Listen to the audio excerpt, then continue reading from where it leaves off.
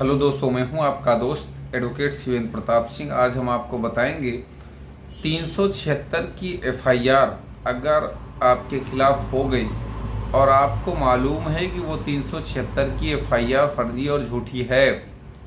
देखिए, कोई भी केस हो, चाहे सही हो या गलत हो, यानी कि चाहे झूठा हो या सच में वो घटना हुई हो उसके बाद एफआईआर लिखाई गई हो, इस बात का डिसीजन, इस बात को डिसाइड कौन करेगा? अब माननीय न्यायमूर्ति तो डिसाइड करेंगे, लेकिन आपको बता दें, डिसाइड उसी दिन हो जाता है जिस दिन एफआईआर दर्ज होती है। कहने का मतलब ये कि एफआईआर में क्या घटना लिखी गई है, क्या तारीख लिखी गई है, क्या उसमें समय दिखाया गया है, क्या एविडेंस लगाए गए हैं और घटना कब की दिखाई गई है और कितनी देर बाद एफआईआर करी गई। आज कुछ ऐसे तथ्य आपको हम बताएंगे जिससे ये साबित हो जाएगा कि अगर झूठा मुकदमा है, फर्जी एफआईआर लिखाई गई है आपके विरुद्ध, तो वो एफआईआर फर्जी साबित कैसे होगी। मान लीजिए 376 की झूठी एफआईआर आप पे लिखा दी गई। ध्यान रखें, मेरा ये बिल्कुल भी कहना और मानना नहीं है कि सभी केस झूठे ही लिखाए जाते हैं। सभी 376 की एफआईआर फर्जी ही होती है। सभी पीड़िता गलत मानसिकता से एफआईआर लिखाती हैं, ये मेरा बिल्कुल भी कहना नहीं है। 376 की एफआईआर सही जो है, मैं फर्जी केसों की बात कर रहा हूँ। जो सही की 376 की एफआईआर है उसमें अभियुक्त को फांसी हो जाए, मुझे कोई आपत्ति नहीं है। कोई भी तरह का कोई भी सद्भावना ऐसे पुरुष से, ऐसे अभियुक्त से मेरा बिल्कुल भी नहीं है। तो बात करते हैं कि ऐसा कौन सा तरीका है जिससे झूठी एफआईआर झूठी साबित हो ही जाएगी। पहली बात तो ये देखें कि एफआईआर में घटना की तारीख, समय और स्थान, ये बहुत ही छोटी बात मान के चलिए, लेकिन ये सबसे बड़ी बात मानी जाती है एफआईआर की। एफआईआर की घटना के दिन, तारीख, समय और वो स्थान।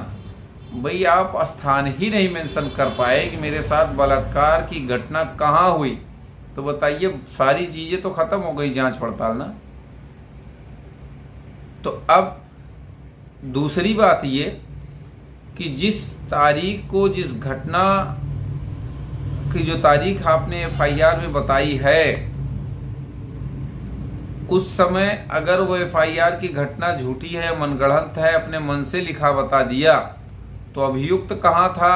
अगर वो प्रूव कर दिया कि घटना के दिन, तारीख, समय पर वो ये जगह पे था, तो गारंटी है कि वो मुकदमा वहीं से खत्म हो जाएगा। तो कहने का मतलब ये जो दूसरी गलती होती है, मनगढ़ंत तरीके से घटना नहीं बतानी चाहिए।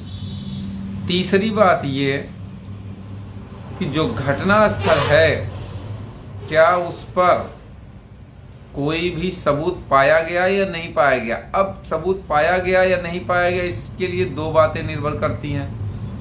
एफआईआर कितना डिले है। भाई, देर से एफआईआर दर्ज कराने पे जो सबूत होता है वो मिट जाता है।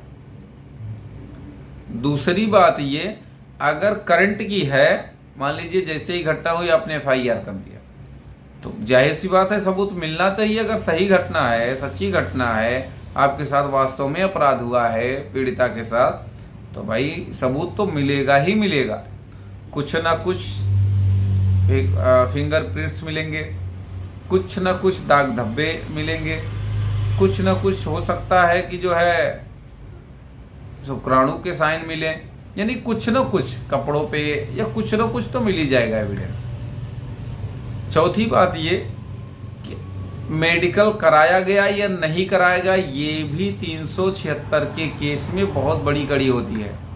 कहने का मतलब ये कि अगर आपके साथ अपराध हुआ तो ये भी निर्भर करता है बहुत ज़्यादा सजा देने या बाइज्जत बरी कराने में, कि अगर पीड़िता ने मेडिकल कराने से मना कर दिया तो वो क्यों किया, इसमें क्रॉस भी आएगा। जब जिरा बहस होगी तो उसमें पूछा भी जाएगा कि आपने मेडिकल से क्यों मना कर दिया। हालांकि मेडिकल से मना करने पर सारा का सारा लाभ वो अभियुक्त पक्ष के पक्ष में जाएगा, पांचवी बात ये, अगर मेडिकल कराया गया तो वो देर से क्यों कराया गया?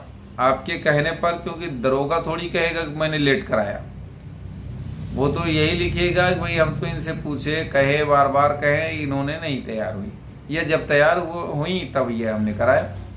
तो डिले मेडिकल क्यों कराया गया?